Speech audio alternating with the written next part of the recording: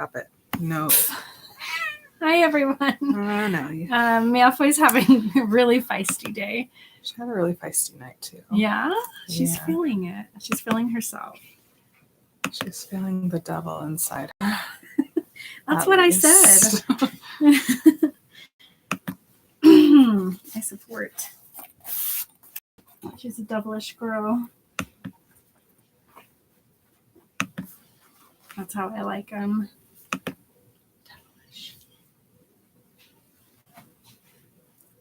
Mm-hmm. Did this come out of my backpack? No.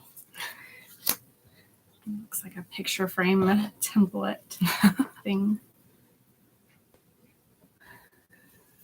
Okay. Let me tell everybody. Everybody come watch us.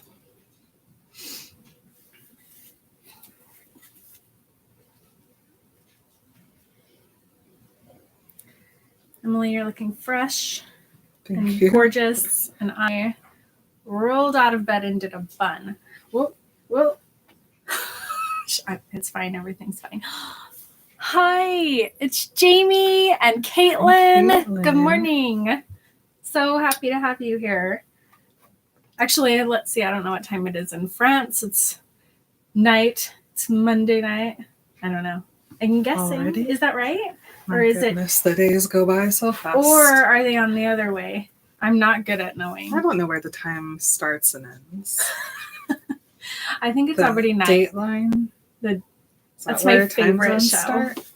It's my favorite show about murder. I think it's nighttime in France right now. Yes, it's 6 p.m. on Monday. Okay, Nice. Good. I figured it out. 8 hours ahead then. My brain worked for a minute. It's not very often. Okay, wait, 47. Oh, what's my favorite number? 47. It is. Isn't that weird? It's always been. Oh, hello. Good sound. Okay. Malfoy, you are going to ruin our equipment. Pam is here. Good morning, Pam. Tokyo Makes. Cool username. Malfoy. Yeah, Tokyo Makes. That's Psycho. Jen. Hi, Jen. Good morning. I mean, no, in Jen, it's like Yes. it's almost Tuesday, Yeah. or it is Tuesday. Wild. Yeah. Malfoy, can you behave? You're eating carpet. She's really going for it this morning. All right. Looks good. Check. Oh. Sibilance. Da, da, da, 1, 2, da. 3. Sibilance. Hi. If anybody knows what that reference is from, I'll give you a Harry Potter toy that we have left over. Let's see. Welcome to this recording, everybody. Oh my god, it's Jen's birthday today. Happy birthday, Jen. Shut up, Jen! Happy birthday! You can have Malfoy for your birthday. I'm getting rid of her. Oh my gosh. There are a lot of lovely, wonderful people in my life who I'm so glad they were born. And Jen is like way up there, like above most of my siblings. It's Jen. Happy birthday. I love you so much. Tuesday at 1 a.m. I am really figuring it out. You were very good. This is an anomaly. Next week, I'll completely forget everything about this. Solid. Celeste is here. Hi. Hi, Celeste. It's a party. Did we put it on the wrong It's a tier midnight again? check-in. Wouldn't be surprised. That's okay. It's fine. Every once in a while, we just invite everybody, and they come. All right, I'm going to read my line. Who's ready? Me. Me.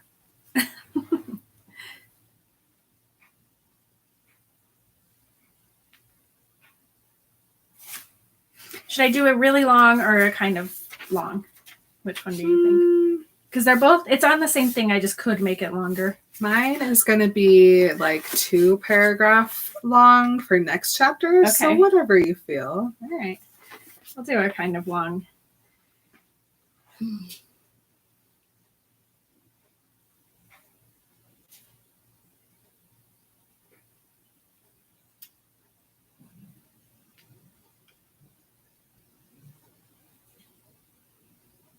Fudge cleared his throat loudly and picked up his pinstriped cloak. Well, I'll be off. Plenty to do, you know. Have you had any luck with Black yet? Harry asked. Fudge's finger slipped on the silver fastenings of his cloak. What's that? Oh, you've heard. Well, no, not yet, but it's only a matter of time.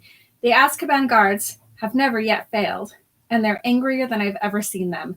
Fudge shuddered slightly. So I'll say goodbye. He held out his hand, and Harry, shaking it, had a sudden idea. Minister, can I ask you something? Certainly, said Fudge with a smile. Well, 30 years at Hogwarts are allowed to visit Hogsmeade, but my aunt and uncle didn't sign the permission form. Do you think you could... Fudge was looking uncomfortable. Ah, he said. No, I'm very sorry, Harry. But as I'm not your parent or guardian... But you're the Minister of Magic, said Harry eagerly. If you gave me permission... No, I'm sorry, Harry, but rules are rules, said Fudge flatly. Perhaps you'll be able to visit Hogsmeade next year. In fact, I think it's best if you don't. Yes, well, I'll be off. Enjoy your stay, Harry. And with a last smile and shake of Harry's hand, Fudge left the room. Tom now moved forward, beaming at Harry. If you'll follow me, Harry Potter. Nope. If you'll follow me, Mr. Potter, he said.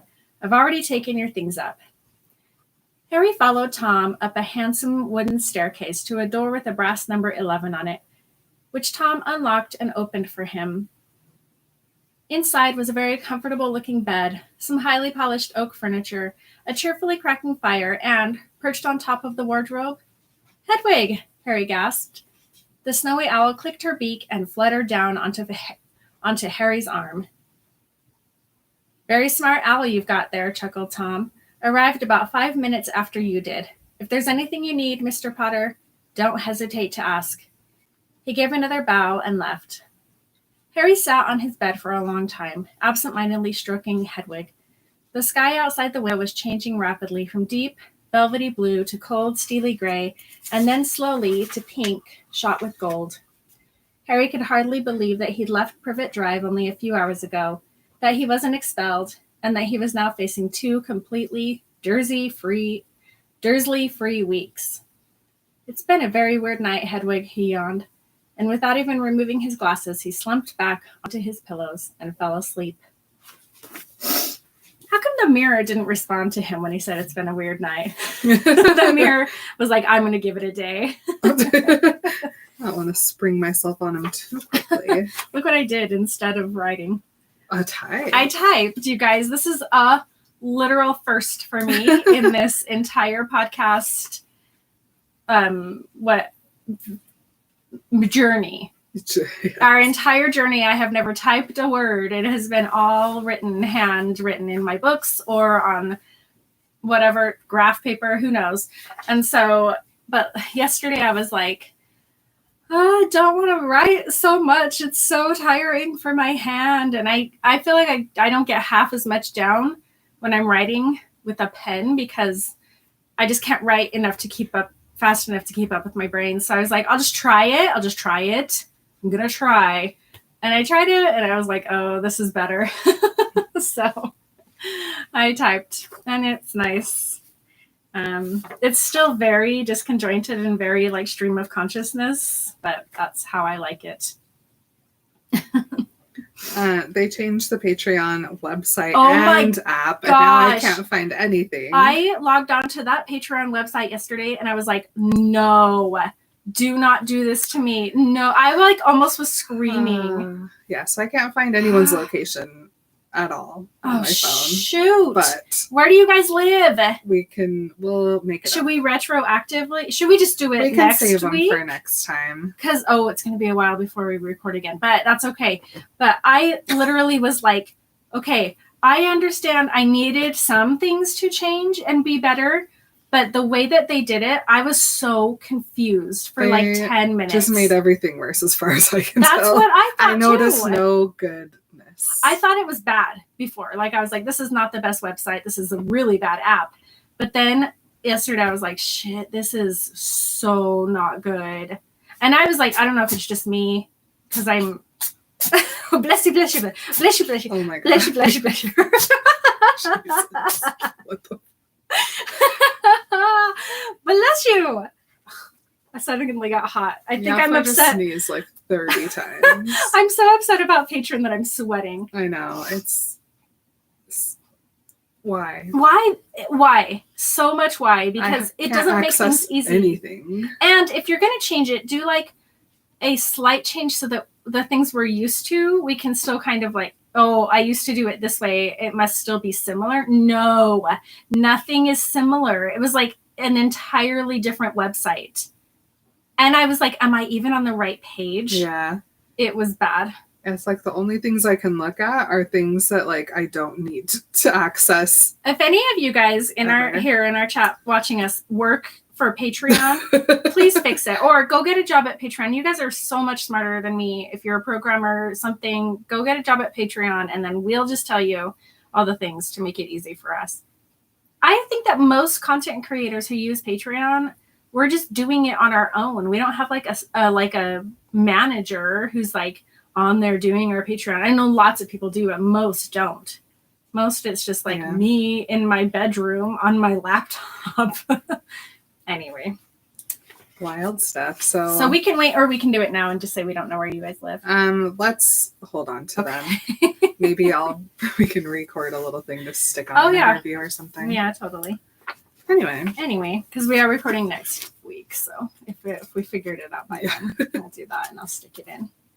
All right. You ready, Ben? Go. Any updates? For Harry Potter? I don't know. I don't think so.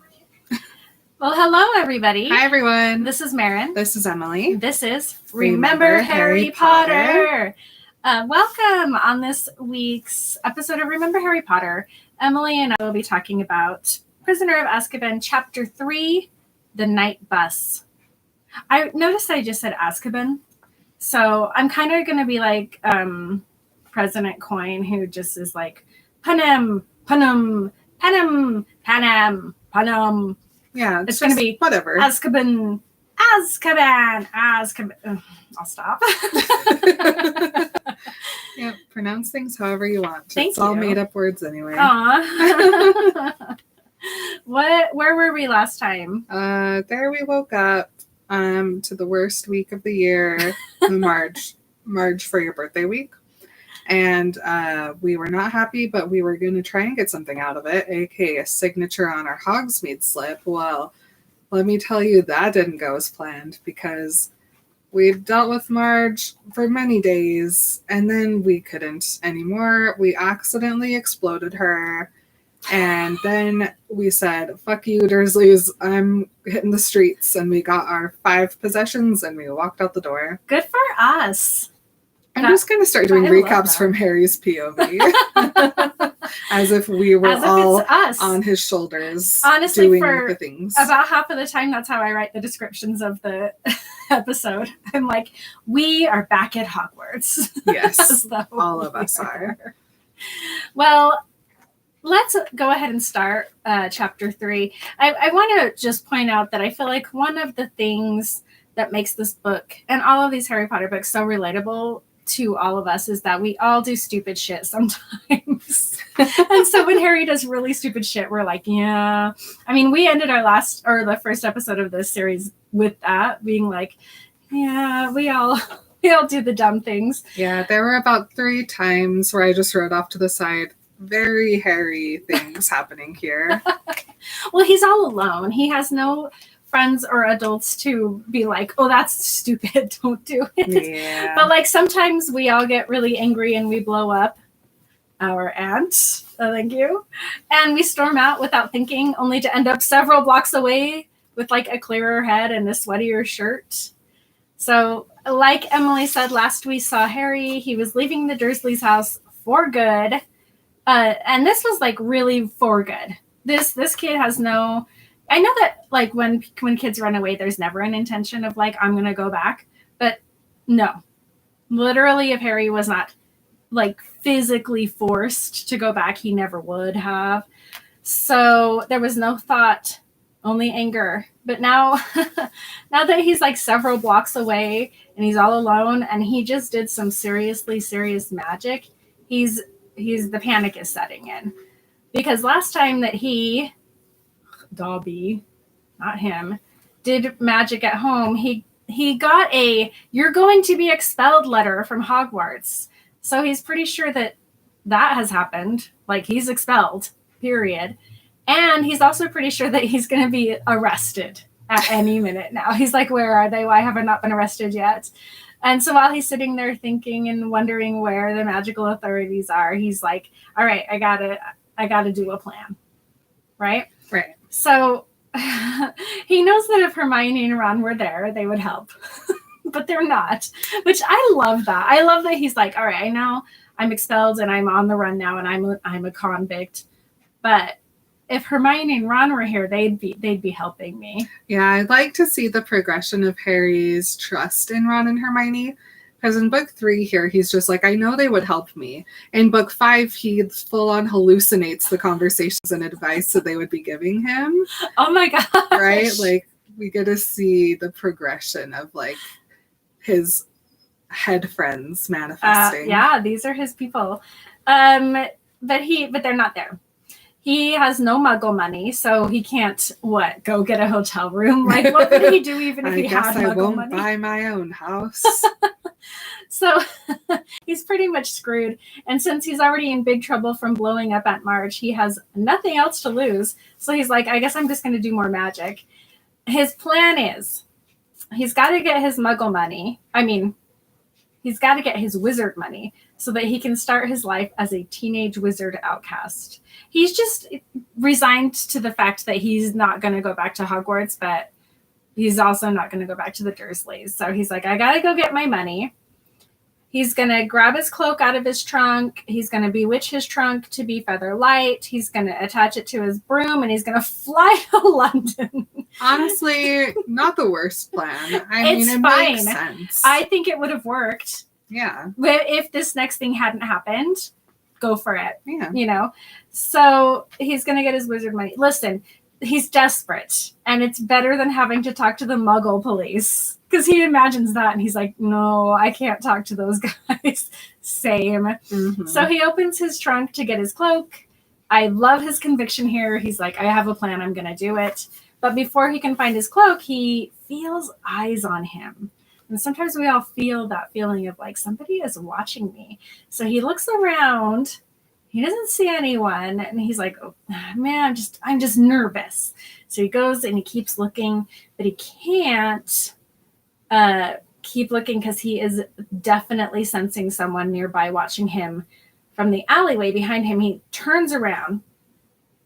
And he's facing away from his trunk. He's looking at this alleyway behind him. There's like a garage and a fence and like a dark alleyway. He can't see anything there. So he does what only Harry Potter would do. And he takes out his wand and he goes, Lumos. Is it bravery or stupidity? Because I wouldn't, but I'm very nervous. I think it is just bravery. He's just like, what is it? Who is it? What is it? It might be a helper, to be honest. Yeah.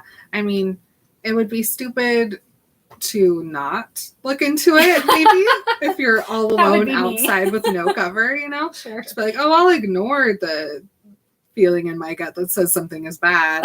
Harry's like, there's something is weird. Let me figure it out. So he Lumoses, and oh yeah, you guys, there's absolutely something there. His words are, something very big with wide gleaming eyes. Oh my God, it's Hagrid. I mean, this is awful. Harry Potter's already had the worst week ever, and now there's something very big with wide gleaming eyes looking at him from an alleyway. And he's like understandably really scared. So he takes a step back, and his trunk is there still. So he trips backwards over the trunk, and when he does, he flings his wand arm out, and the wand goes flying, and then he lands in the gutter. And for people who want to keep themselves secret, these wizards are sure really loud about things. Mm-hmm. So suddenly there's a deafening bang and blinding light. And luckily Harry was like quick enough to roll out of the way, because suddenly there's a huge triple-decker purple bus screeching to a stop exactly where Harry was just laying. Yes. So something cool. We have some of our patrons in the chat, and Jen says the night bus is a real thing in London. There seems to be significantly less drunk people peeing on the one in Harry Potter. Writing it is every bit as chaotic as in HP, though. I cannot imagine it being as chaotic. This night bus trip is wild. Hold on a sec. I have had not enough coffee today, so I'm working on it. My question for Jen, though, is it a color that you would describe as violent? Because I'm not interested in any triple-decker bus that is not a violent shade of color. I'm imagining that it just has the English flag on it. It's just it's like Austin Powers' Mini. It's just the huge English the Spice flag. Girls tour bus. Yes. So he's rolled out of the way. The night bus is there to save him. Meet the night bus, everybody. I'd like to introduce you. Harry's like, this is it. I've gone crazy. And then a conductor comes out of the bus yelling about how he's here to pick up stranded witches or wizards. Stick out your wand hand. My name is Stan Shunpike. Blah, blah, blah. Until he stops when he actually looks at the human who called him there. Guys, I don't like Stan. That's okay, right? He does end up being a bad guy. Yeah, he's easily swayed. That's certainly. what happens, huh? Because he's not actually a bad guy. He's like notorious. He will believe anything that anybody on the bus wants to tell him. Yeah, and I like to think maybe Stan, it's his insecurity, because the way he's described is like he's a young kid. He's still in his teens. He's like 18 or 19. And he's like still pimply and he's tall and scrawny. So maybe he's just really insecure, and that makes him just so obnoxious. Yeah, I'm interested to learn about Stan and Ernie. I wonder if it's like a grandkid kind of thing where it's like, well, your grandpa drives the bus and he's too old to like help people with their luggage, so you need to go fly around with him. And so they handed Stan's just like, all right. They handed Stan a hat and they were like, it is your destiny. Mm-hmm. He was like, it is my destiny. So he's just a few years older than Harry and very, very nosy. He's immediately interrogating Harry. This is how it goes. Why are you on the ground? I fell. Why did you fall? It was an accident. What are you looking for? I think I saw a huge black dog over there. What's on your head? Talking about his scar. Nothing. What's your name? And then Harry goes, Neville Longbottom. And now it's Harry's turn to ask the questions. He's like, did you say this bus goes anywhere? And Stan's like, yep. So Stan tells him that the bus will take him anywhere on land that he wants to go. None of this silly water business that you want to do. The price to ride, it's 11, I think it was sickles for a regular ride, 13 for a ride and a hot chocolate, and 15 for all of that, plus a hot water bottle and a toothbrush in the color of your choice. I am forking out 15. Pretty good deal. I'm giving 3 more for a tip. This sounds awesome. Like, give me a hot chocolate, a toothbrush, and a hot water bottle. And you can just scrub the sugar right into your teeth. This is just, it sounds so wonderful when it first happens. So it gets real bad in a sec. But Harry is like, okay, I'm doing this. So he pays Stan. He's got a little bit of wizard money in his purse. He pays Stan, and then he gets into the bus. And everybody, instead of seats, there's beds and candles and wood paneling on the walls. And the driver is a little wizard named Ernie Prang. And after some introductions, they are on their way. Yes. Okay, you know how everybody's like, I'm going to redo my bedroom and I'm going to make it like Harry Potter themed, and they usually go for like a common room aesthetic. Yeah, absolutely. Or like a dorm room. Never once have I seen a night bus room. And I'll tell you, it seems kind of cute. It really does. It's like, it's very grandma, because there's like, it's wood paneling, and there's like it felt like it was like a 4-poster bed. Like, brass A hardware, candle. candles, and Oh, brackets. it's sweet. And they bring you your little hot chocolate and your Right? water bottle. I'm sure they tuck you in too. I think it's really sweet. I think it's underrated. But here's the problem. This bus goes way too fast to possibly get comfortable. And this is canonic. You cannot, I don't know if it's just Ernie or if every driver would be like this on the night bus. But The night bus has 2 modes, stop and go. It does. It's too fast. Like Stan thinks it's great. Stan's like, I love this. This is my favorite part is when we're going. And when I say going, it's like they go and all the beds shift. They're on wheels for some reason, so they're just like rolling around. And Harry like flops back into his bed. Like, I wonder if they have like a little harness under It's the like- blanket. it's like the bumper cars where you just have one harness that goes around your shoulder. It's just under. a loop. It's a loop. And here, my friends, is where we learn for sure that they are loud as fuck. Because Harry asks, like, I don't understand how the muggles don't hear the bus. Because not only is it super fast and like obtrusive, like when it's going, it's literally pushing lampposts out of the way. Everything like sidewalks, trees have to jump out of the way and then put themselves back in order for the bus to like not hit them, which who's moving those? Really cool magic spell on It's the a bus. spell on the bus that moves the tree It and then puts it back. clears everything out of its path. Because then I'm like, are all these lampposts and trees magic? I don't think Obviously so. not. I think it's the night bus. But then my question is, if you have a magical bus that can literally move inanimate objects from their positions with zero notice, why can you not magic inside the bus to not have physics happening? Why can't the inside of the bus remain stationary? I think Right? I absolutely 100% everything you just said. I think there is a spell we could cast to make it not chaotic in the bus. We can cast spells to make a 4-man tent a mansion.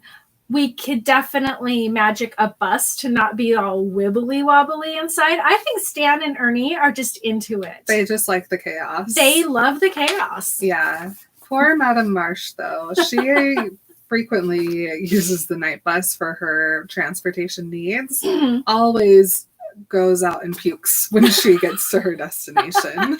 Listen, it's the most affordable option for Madame Marsh. She doesn't like that apparition nonsense. No, she didn't pass it. No. She couldn't do the determination. The brooms are not made for a woman's seat, you know? Oh, they're really not. She's got hemorrhoids. Sometimes we deal with these things. So let's see.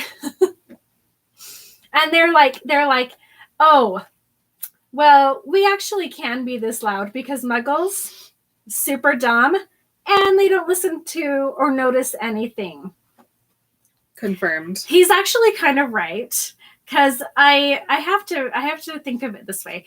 If I'm laying in bed and it's like 11 o'clock at night and I hear a loud bang, every time I think, all right, I'm going to note that time in my head and move on with my life because I don't want to get up and go see what it was. Like, thank you, bang. Good night. So it drives too fast. It goes up and down curbs. Beds are sliding around when it screeches to its stops. It bangs from city to city. I would rather walk. Harry also would rather walk. He didn't know what he was getting into, but he's on the bus, whether he likes it or not. And as he's traveling around, wondering where he's going to end up and what's going to happen to him, and whether or not Marge is still on the ceiling, which I think is so funny. He notices that Stan is reading the Daily Prophet, today's copy of the Daily Prophet. Yeah, he does also Oh, yes. notice that Ernie doesn't seem to know how to work the steering wheel very well, which I would just like to point out that in a little bit, he full on turns around in his chair to look at Harry. I think he has completely mastered the steering wheel to where he doesn't actually need to touch it. He put a driving spell on the bus. I mean, The bus is in charge. if the bus can't run into anything, do you need to drive it? No. You just have to point it in a direction. This is a Tesla situation, but better. Exactly. Right? Mhm. Okay. Are these guys saying anything? Oh, many things. It has been confirmed that the real night buses are a violent red, Oh. and they are double-decker buses that start after midnight. They're mostly once an hour, so you have loads of people who either missed the train or went clubbing waiting for the next one for like an entire hour.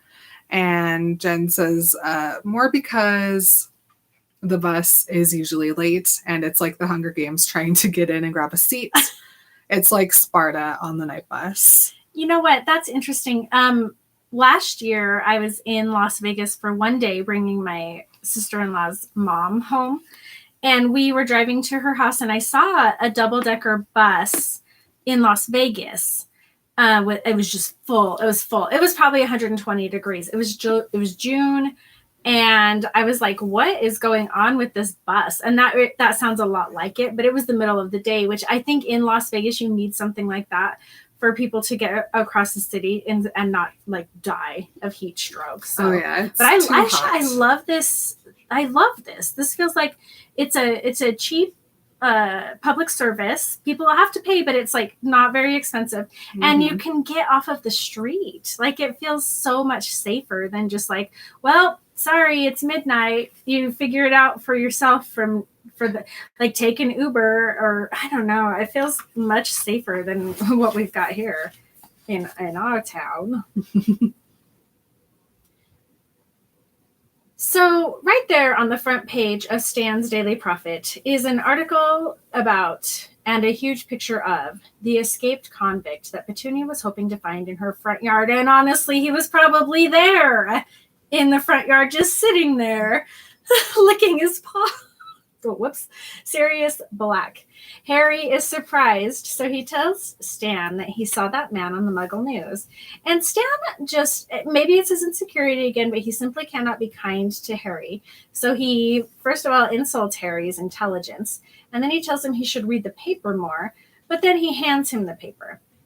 He doesn't take into account that maybe Harry lives with mean Muggles. Yeah. Whatever. So Harry reads the article, which talks all about how Sirius Black is the most infamous prisoner ever to be at Azkaban, and the authorities are doing all they can to capture him, and how some people are angry that the Minister of Magic, Fudge, told that Muggle minister about him, but he defends himself. So Fudge defends himself by reminding everyone how dangerous Sirius Black is, and the Muggles need to be on the lookout for him, even telling the Muggles that he's probably carrying a gun. I just want everybody to know that I'm going to always refer to Sirius Black as Sirius Black. In the book, they call him Black a lot, and it just felt weird to be like Black or this black person, which is how they also refer to him. So I'm just like, he's just, for me, he's always the Sirius Black. He's just Sirius, yeah. How do you think Bellatrix feels when she gets this article and she reads that Sirius Black is possibly the most infamous prisoner? She's so mad. Azkaban. She definitely destroys a piece of furniture. She scares the Dementors. She rips her bed off of the wall because it's just a slab coming off of the wall. So let's see. After Harry reads the article, he looked at the picture of Sirius and he notices that Sirius Black is so scary looking. He reminds him of the descriptions of vampires that he's read about. Harry asks about Sirius killing 13 people with one curse, and Stan and Ernie corroborate the story, and they tell Harry that Sirius was a big supporter of you-know-who, and Harry's like, Voldemort? And Stan and Ernie freak out, of course, but then Harry calms them down by asking about Sirius, and Stan tells Harry the story. So from Stan's point of view, this is what happened. Sirius was very close to Voldemort, like so close that he thought he was going to be his second in command once Voldemort took over. But when Harry Potter, and then Harry's like flattens his bangs down immediately. Mhm. He's like, who? I don't know who you're talking about. When Harry Potter defeated Voldemort when he was a baby, a bunch of Voldemort's supporters cornered Sirius Black in the middle of a Muggle street. And while he's there, Sirius Black, he's freaking out. He pulls out his wand, and what he does is he blasts the street apart, killing one wizard and 12 Muggles. And I had not remembered that it was 12 Muggles. In my memory from Harry Potter, it was like 13 wizards. No. That's why these Muggles need to be on the lookout. And then Sirius Black stood there laughing. So by the time the Ministry of Magic people got there to take Sirius Black away, he went with them without a fight, just still laughing because obviously he is a madman. Did I get all of that right? Yeah, we did. It's interesting knowing, obviously, the real story to learn that it was only 12 Muggles who died. Yeah. Because Peter, they counted his finger as an entire wizard person. They did, his one finger. Also, it's interesting because there's this whole thing that Harry's like, how do you kill 12 people with one curse? But what happened was he blasted the street apart. It sounds like it was kind of like a bomb going like off. Trying to get to the sewer where the rats live. Yes. And oops, shrapnel, I guess. Yeah, that's what it feels like to me. Yeah. Mm-hmm. So he went with them without a fight. He's laughing. He's a madman. I mean, really what it boils down to is he was just like beyond grief stricken, and he just had to kill one of his best friends, which he thought, whatever. Well, Sirius didn't. Well, Sirius did the spell, but. Yeah. So, and then Ernie goes, if he weren't mad when he went to Azkaban, he will be now. And then he goes, I'd blow myself up if I before I set foot in that place. Mind you, this is when he has completely turned around in his chair and is talking to Harry Potter, just letting the bus drive itself. His chair, which is an armchair. Like, he's just chilling. He has his little nighttime beanie on. He's got his little armchair. I'm sure it reclines. I'm sure he takes naps there sometimes, for sure. He has his own special hot chocolate. Yes.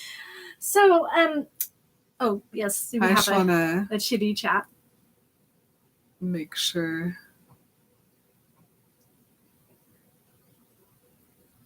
Kelsey says, "Oh, Bellatrix must be fuming."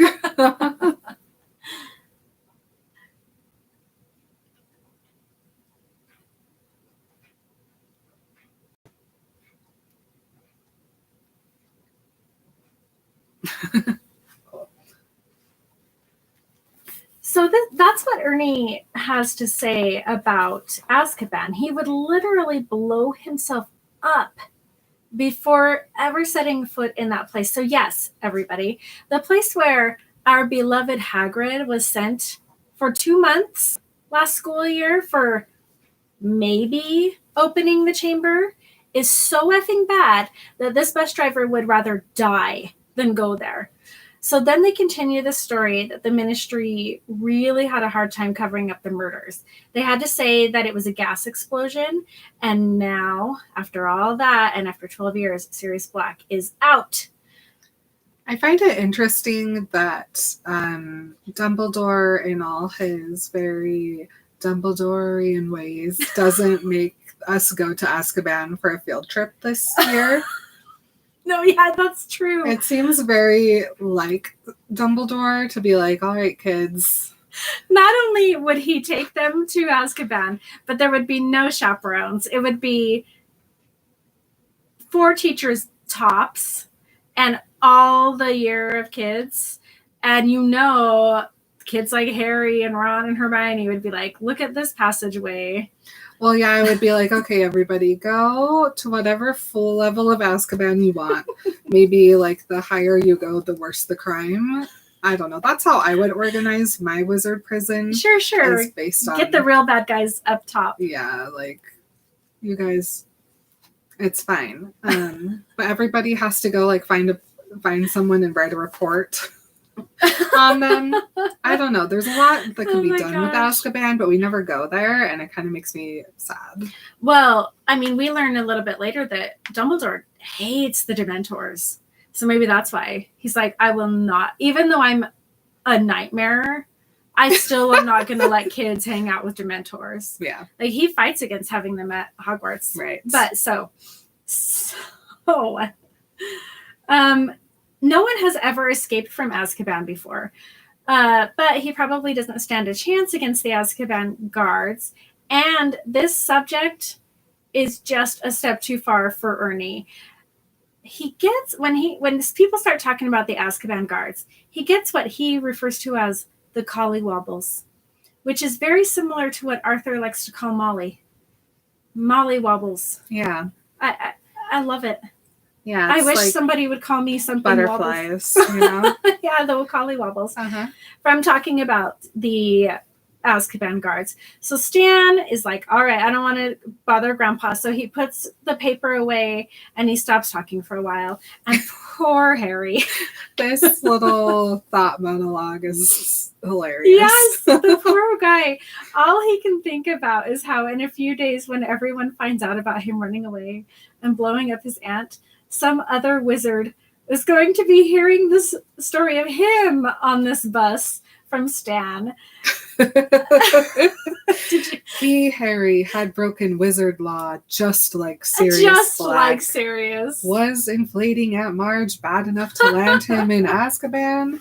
Harry didn't know anything about the wizard prison, though everyone he'd ever heard speak of it did so in the same fearful tone. Okay, I mean, Harry is having a Harry moment where he's like, I am just as bad as somebody who killed 13 people. But also, Lee, I mean, does not he not have every right to be scared about this? After all, Hagrid went to Azkaban for a fake reason, and he had to be terrified to go there. Yeah.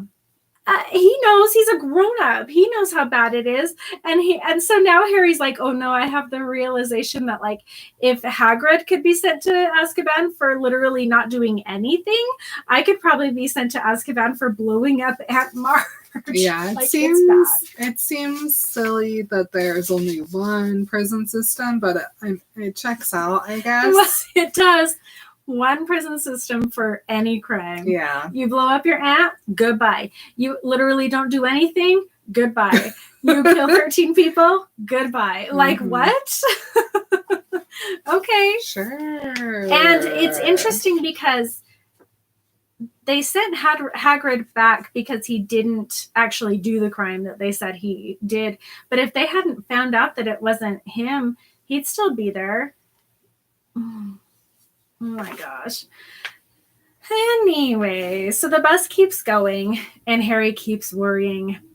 And I don't know, I didn't really have much to say about the banging and moving and people coming and going off of the bus because it was just felt like so much more of anxiety. Did you have anything about that? It just says that everybody looks very pleased to be now off of the bus.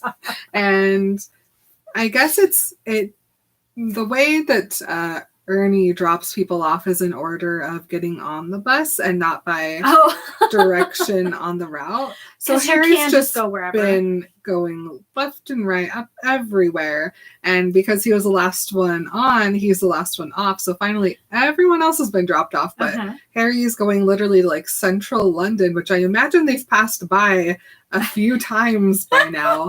But it's not until everyone else is off that they're finally like, so where do you want to go? Like, the chaos of this bus is just 100%. Oh my gosh, how funny. So yes, finally it is Harry's turn to get off. So he's like, can you drop me off at Diagon Alley? And he doesn't know where he'll go after he gets his money, but at least he knows Diagon Alley. They reach the Leaky Cauldron, which Harry's like, oh, finally. And he gets off the bus. He's got all of his stuff and he says goodbye to Stan. But poor Stan is not listening because standing right behind Harry in the doorway of the Leaky Cauldron is the Minister of Magic himself, Cornelius Fudge, that idiot.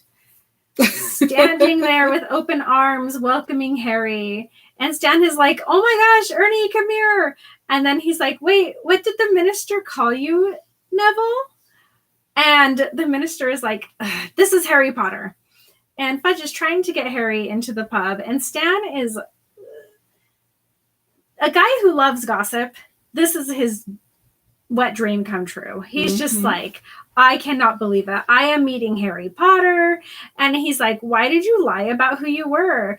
And the landlord of the Leaky Cauldron, Tom, comes up and he's like, would you like some beer or brandy? What I'm trying to say here is things have not gotten less chaotic since he got off the bus. Like, it's still just as chaotic. It was like suddenly there's the minister and he's being welcomed in and he hasn't been arrested yet. And Stan's freaking out. And it's very confusing for Harry. Fudge asks for tea. Stan is still badgering them. And Fudge is like, can we get a private room away from everybody else? So Tom's like, yes. Stan finally says goodbye. He says, bye, Neville. Even though he knows it's Harry, that's so funny. He's into whatever you want to be called. And Tom has moved Fudge and Harry into a private parlor off of the main room, and he started a fire. And Fudge, he asks Harry to sit down, and he introduces himself to Harry. And Harry's like, I totally know who this is. I saw him in Hagrid's hut last year when he came to take away Hagrid and didn't make it so that Dumbledore didn't have to leave the school. Fudge doesn't know any of this. Harry was under an invisibility cloak at the moment. Then Tom comes in with a tray of tea and crumpets, and then he leaves. And now it's time for Fudge to get down to business. So he tells Harry how worried they've all been since he ran away from the Dursleys. But now he's there and he's safe, and that's all that matters. And he hands Harry the tea tray. And listen, everyone. Fudge tells Harry to eat, and then we learn that the authorities have taken care of Marge. Will you please read this passage? Yeah, I could not believe it. Bold highlight. I was dying.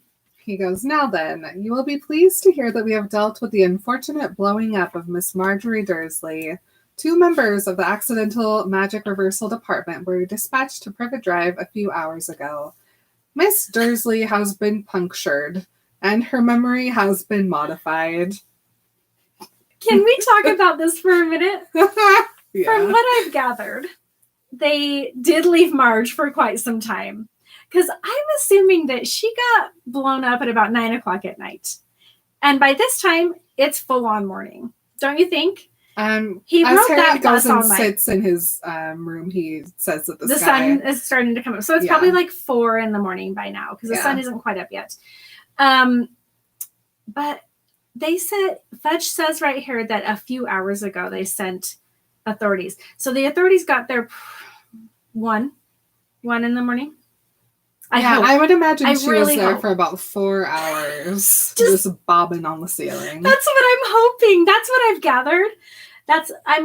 It feels like that's what happened to me. I don't know why it took them so long, because they sent that first howler in like 30 seconds it was delivered. I feel like, okay, so I could say, oh, well, definitely it's because they were worried about Harry and they were looking for Harry and they didn't know where Harry was. And so all of their energy was forced towards the capture and finding of Harry. But no, I think that they were just kind of like, we've been watching this lady.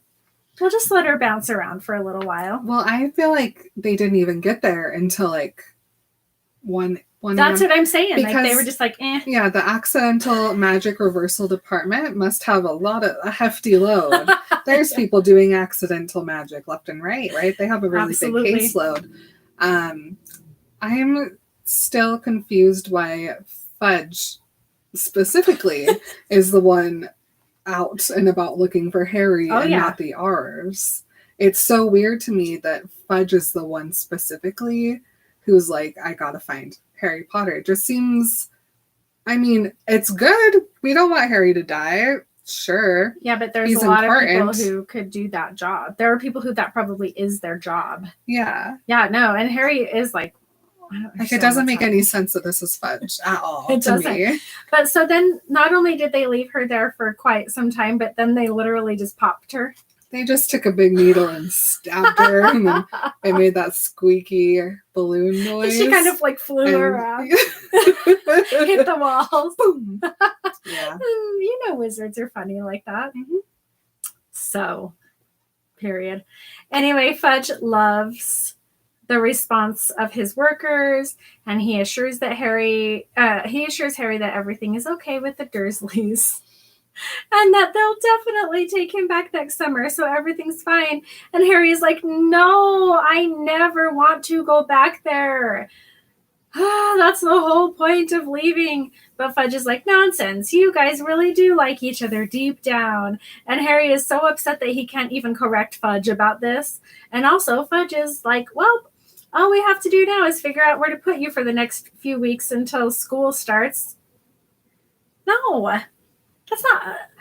Anyway, like right here at the Leaky Cauldron, we'll be fine. And Harry's like, but wait, what about sending me to wizard jail for doing illegal magic?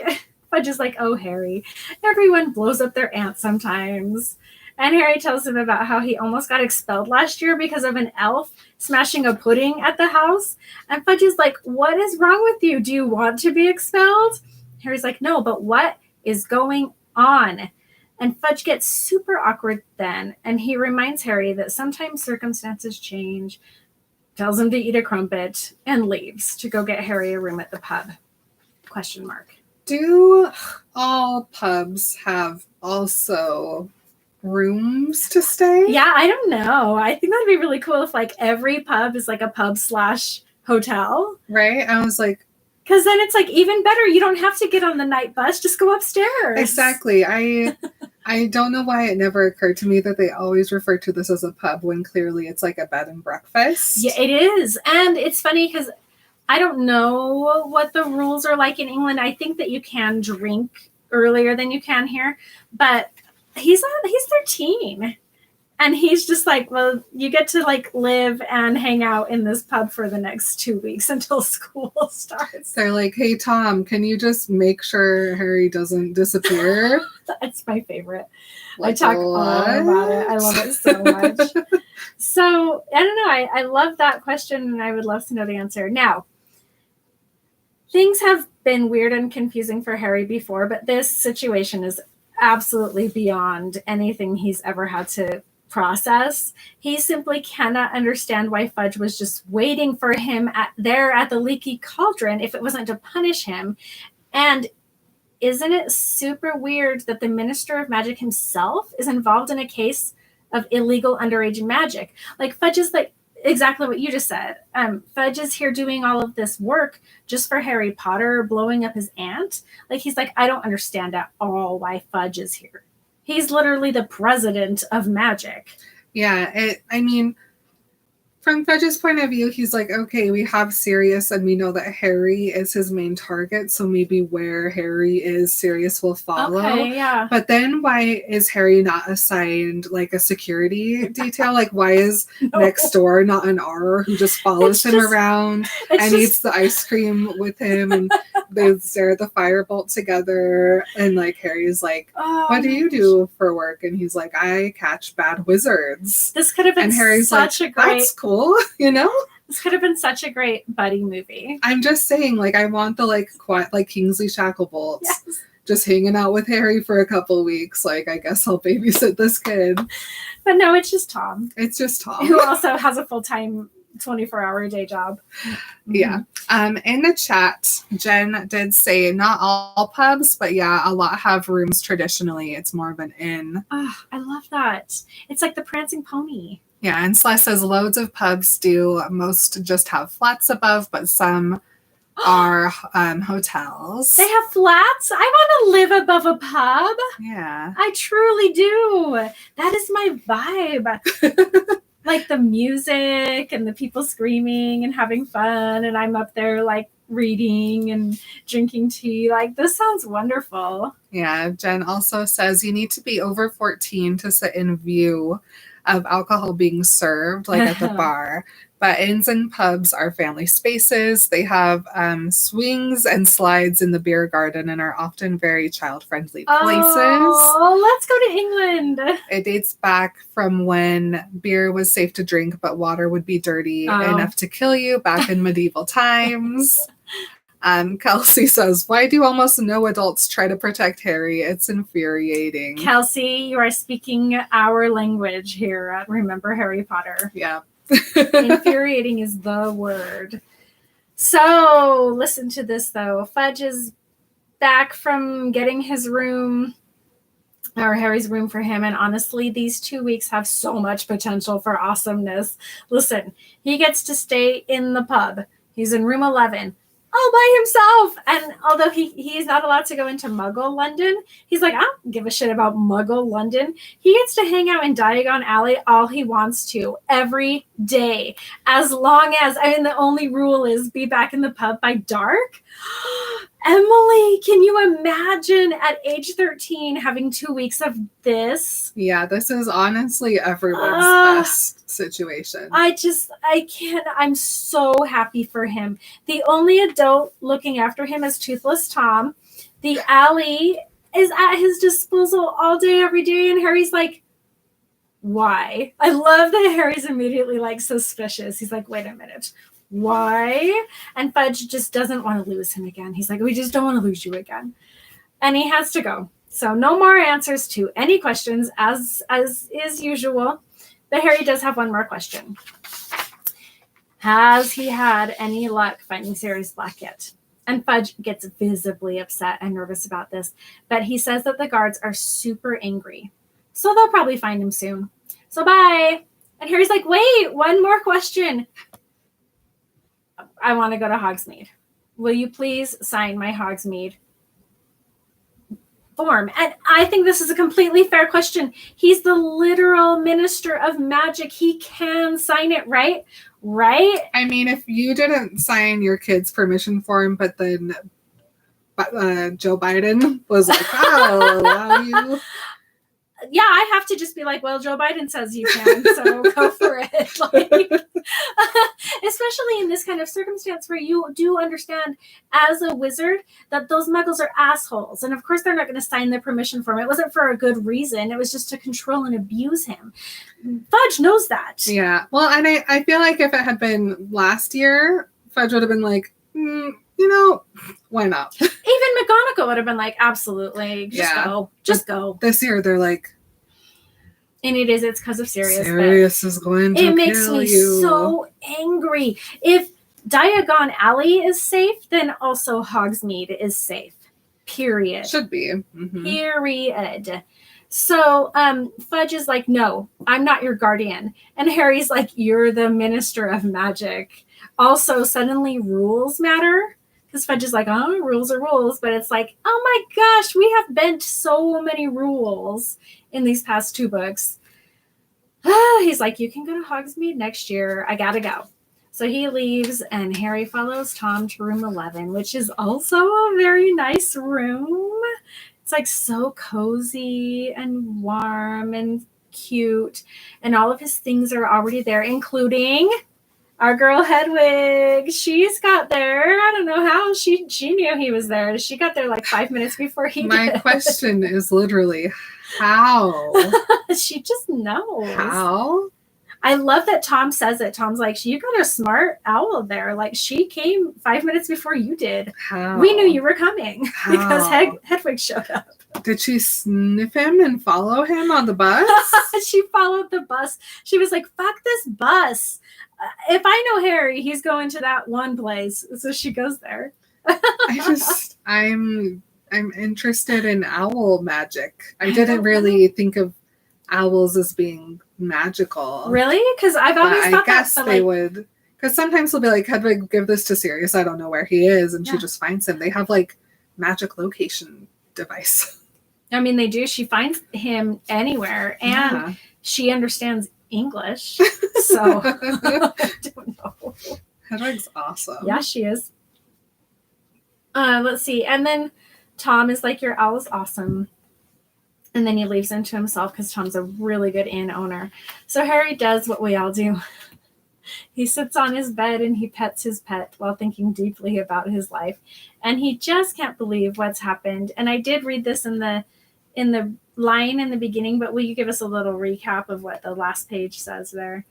Because I just said read last page, but then I've already read it.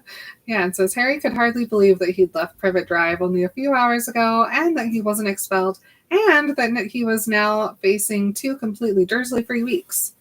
It's been a very weird night, Hedwig, he yawned, and without even removing his glasses, he slumped back into his pillows and fell asleep. Oh, poor Harry. I want to think that the mirror was like, I won't scare him right now. Yeah, he's fragile. I'll talk to him tomorrow. I love the mirror so much. It's one of my favorite characters. I have to introduce myself properly.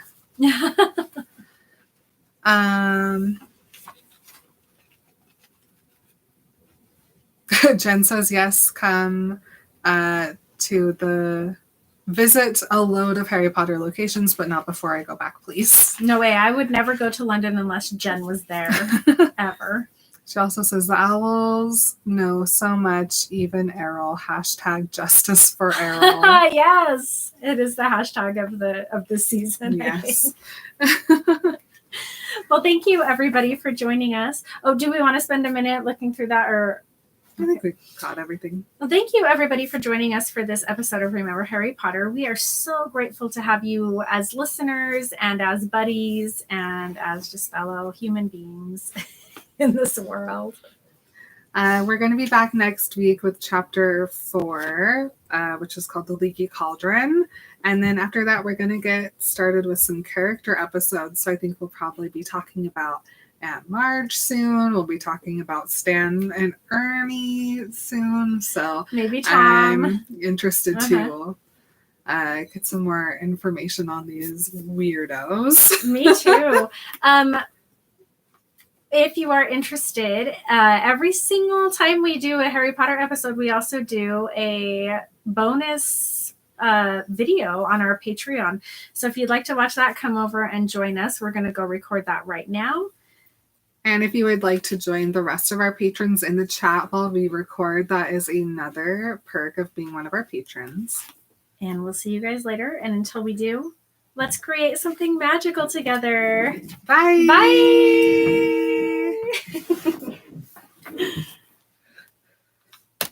That was wild. Weird and wild stuff. You guys are awesome. Thanks for coming. Is Diagon Alley and Nocturne Alley all there is, or do you think there are extra roads that aren't described in canon? What happens when you get to the end of the magic bit? Do you just bounce off? Yeah, I always kind of pictured it as just one street with like a side alley, right? Maybe there's also like Daybreak Alley on the other side. I pictured it as like a whole kind of city. But I mean, you're probably more right than I am. I mean, it's called Diagon Alley. It's just one little guy behind the Leaky Cauldron. Yeah. Thanks for hanging out, you guys. It was fun to have so many people here.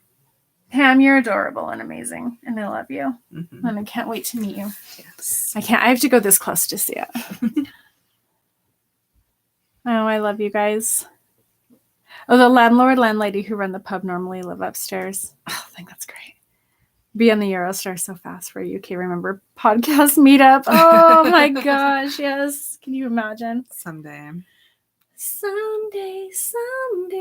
Yes. We are recording another chapter after we go do our quick little video. So watch your email for the link. Come back. We'll be right back. Bye. Bye. Come here, boy.